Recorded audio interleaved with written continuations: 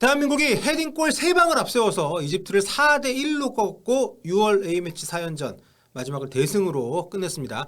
하지만 크게 이긴 것과 다르게 경기 내용은 좀 아쉬움이 많이 있었죠. 제가 최근에 본 경기들 가운데 가장 시간이 늦게 흐른 시합이 아니었나 싶을 정도로 경기 템포가 좀 느렸고요. 또 우리가 주도를 하기보다는 상대한테 좀 끌려가는 느낌의 시간들이 많이 있었습니다. 자질구레한 실수도 굉장히 좀 많이 있었고 전체적으로 선수들의 집중력이 좀 떨어진 느낌이어서 좀 산만해 보이는 그런 장면들이 좀 꽤 있었습니다. 아무래도 이탈자들이 좀 많아가지고 선수 구성이 좀 바뀐 데다가 2주 동안 4경기째잖아요. 긴 시간 합숙을 하면서 좀 지친 느낌이 좀 들긴 했는데 하지만 뭐 무슨 이유를 대도 아쉬울 수밖에 좀 없는 그런 경기였습니다. 왜냐하면 이번 경기 상대 이집트 전력이 사실상 2군이었고요. 월드컵 본선 나가는 팀도 아니고 며칠 전에 그 피파 랭킹 140위인 에티오피아한테 0대2로 졌는데 그때보다도 약한 스쿼드로 내한을 좀 했기 때문에 시차 적응도 제대로 못한 약팀을 상대로 고전을 했다는 거는 벤투한테 분명 좀 숙제로 남은 그런 면이 아닌가.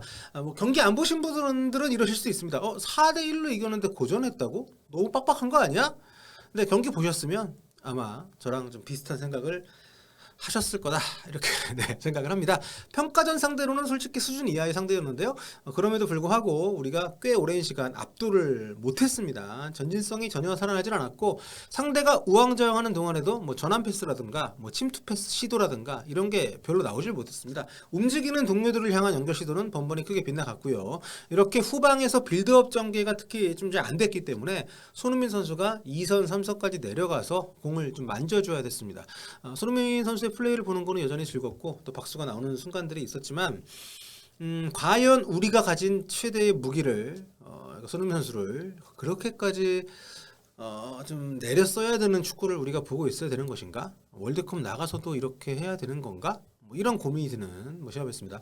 그리고 좀 산만하다는 말씀을 제가 앞서 드렸는데 우리가 실점했던 상황에서 이날 그 심판이 거의 뭐 상남자 판정을 좀 했잖아요.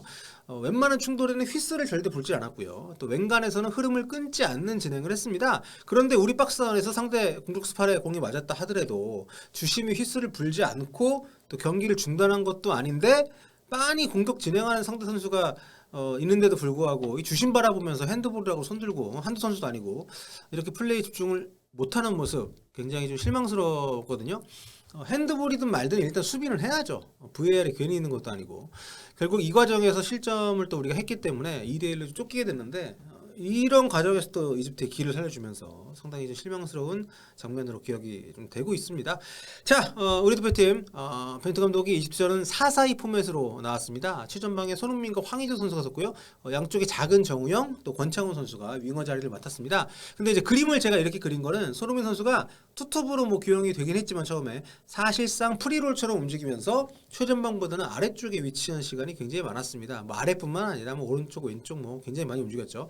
스프린트는 많이 안 했습니다. 체력적으로 좀 안배를 좀 했다고 생각하는데 아무튼 이 과정에서 4-2-3-1에 가까운 그런 움직임 보여줬어요.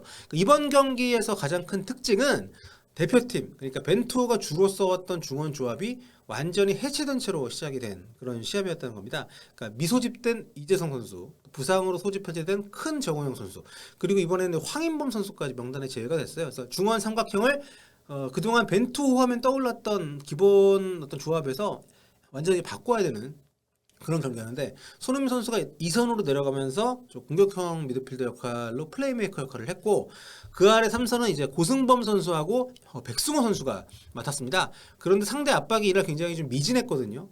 그 브라질이라든가 뭐 다른 팀들하고 비교했을 때 우리 아시아권 팀들보다도 그렇게 물론 탭백을 하지 않았습니다만 압박을 그렇게 강하게 하지 않았음에도 불구하고 우리가 미드필드에서 공간 여유가 있는데도 나오는 패스의 질이 썩 좋질 않았어요. 그러니까 고승범, 백승호 두 선수에게는 굉장히 좋은 기회였을 텐데 이날 어떻게 보면 두 선수에게는 좀 아쉬움이 남을 수도 있는 시합이 아니었나. 자, 이번 시합에서 손흥민 선수는 마치 토트넘에서 해리 케인이 하는 것 같이 플레이를 했습니다. 내려와서 많이 받아주면서 탈압박도 해내고 또 패스도 찔러주고 또 슈팅을 최대에 내끼면서 동료들의 능력을 많이 좀 활용을 하려는 끄집어내려는 그런 모습을 보여줬습니다. 결과적으로 이게 이번 시합에서는 굉장히 좀 큰 도움이 됐다고 생각합니다. 특히 손흥민 선수의 엄청난 전환 패스를 받았던 김진수 선수의 크로스가 황의조 선수의 헤딩 선제골로 연결됐던 장면, 그야말로 뭐 장관이었는데 본선에서도 이런 장면은 우리가 좀 시도를 좀 할 만한 가치가 있지 않나.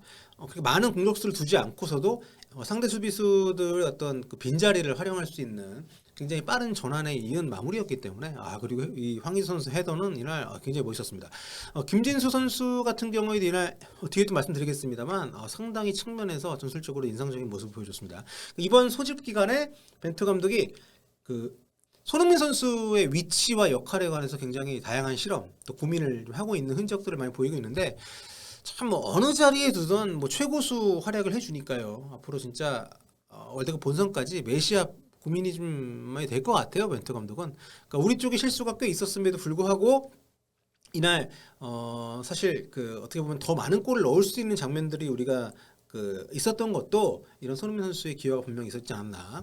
아무튼 이집트는 이날 이상할 정도로 제공권 다툼의 약점을 드러냈습니다. 이집트가 과거에도 그렇고 최근 경기들을 봐도 그렇고 그렇게 제공권에 약한 팀이 아닌데 멤버들이 많이 바뀌어서 그런가요? 그러니까 이날 우리가 넣은 4골 가운데에서 황의조, 김영권, 권창훈 이렇게 3골이 모두 헤더로 나오기도 했습니다만 측면 크로스, 뭐 코너킥, 멀리 크로스 뭐 어디에서 어떻게 올리든 간에 상대 박스 안쪽으로만 들어가면 우리 선수들 머리에 공이 맞는 비율이 굉장히 높았습니다. 점프 타이밍을 너무 못 잡고 또 아예 뜨지 않는 경우들도 이집트 수비수들이 좀 많이 있었기 때문에 이집트 선수들이 단체로 헤딩을 안 하기로 했나? 뭐 이런 생각이 들 정도로 굉장히 이날은 박스 안에서 이집트 수비진들이 너무 소극적이었고 굉장히 좀 의욕이 없는 모습이었습니다. 그러니까 우리가 공중을 지배하는 시합이 사실 그렇게 많지 않잖아요. 근데 이날만큼은 압도적인 지배력을 제공권에서 우리가 보여줬습니다.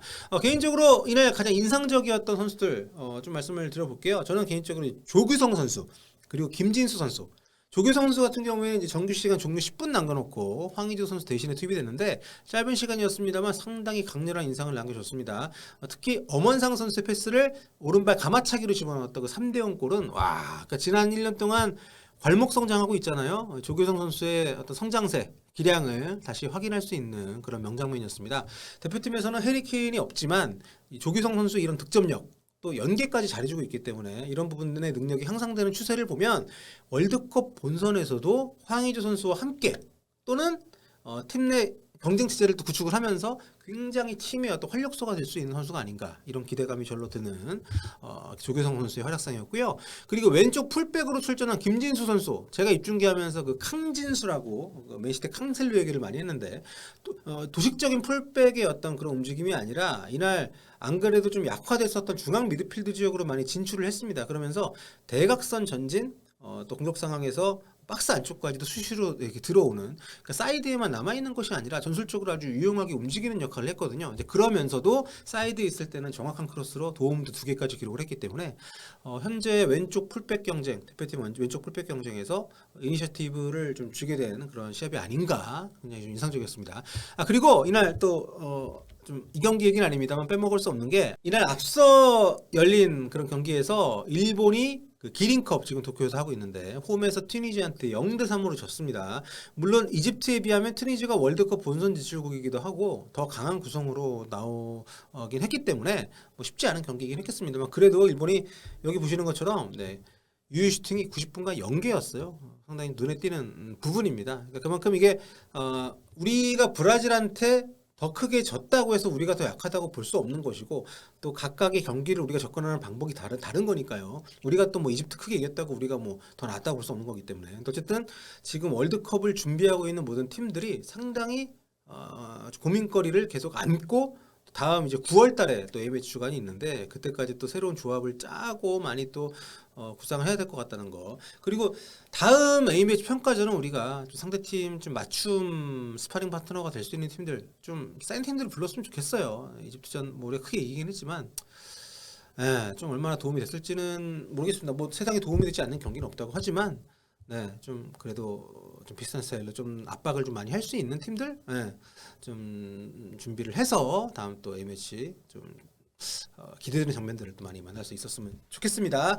자, 오늘 후토크는 여기까지 하고요. 어쨌든 우리 선수를 이긴 것은 여러분 박수 보내주시고요. 아쉬운 부분들은 5단 노트에 또 빼곡히 적어서 또 감독이 정말 잘 좀 보강을 좀 하셨으면 좋겠습니다. 여러분 다음 시간에 뵐게요. 꿀빠.